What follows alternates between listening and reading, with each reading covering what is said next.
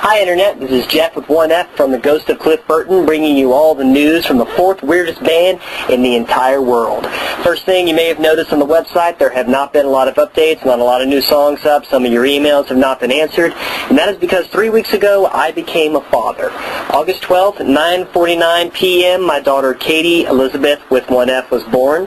She was 7 pounds, 11.9 ounces, and 19¼ inches long, and she's just the world's most adorable citizen.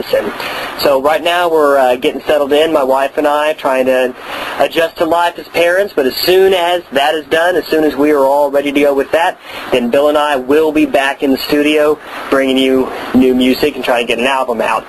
Speaking of Bill, his other band, The Abyss, is playing in Houston at Fitzgerald's on September 25th. If you were in Houston, you really need to check it out. It is the finest post-punk in Houston.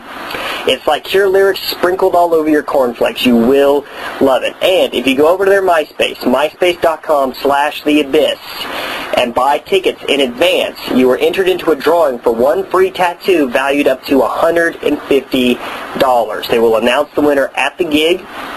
And if you get the tattoo, it will be done by Sean Oz. That is their lead singer, and he owns his own tattoo studio. He's an award-winning tattoo artist who I believe he guest spotted on LA Ink or Miami Ink, one of those. So that's all you got to do. You get a concert and possibly a free tattoo out of it. I cannot think of anything better in the world. So go over to myspace.com/theabyss and check that out. Now, it's going to be a short one today, but I did want to bring up an email I got. This one comes from a guy who calls himself Negate. That's N-I-G, the number 8, and he's from Wisconsin. And Negate says, badly spelled, a bunch of other things. But the gist of it is this one sentence: I find your name to be very offensive to the memory of Cliff Burton. I don't know why you're doing this. Your music sucks. You blow donkeys calling, blah, blah, blah. So basically, bad-worded hate mail.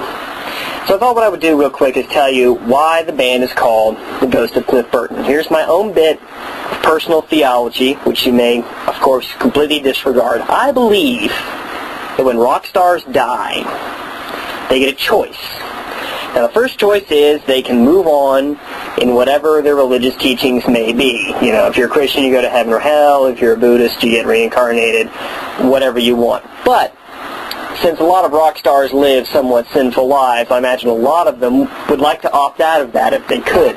And I believe that's where the second option comes in, because I believe that there is a rock and roll Valhalla. I believe that there's a velvet rope section of eternity open only to the most awesome people.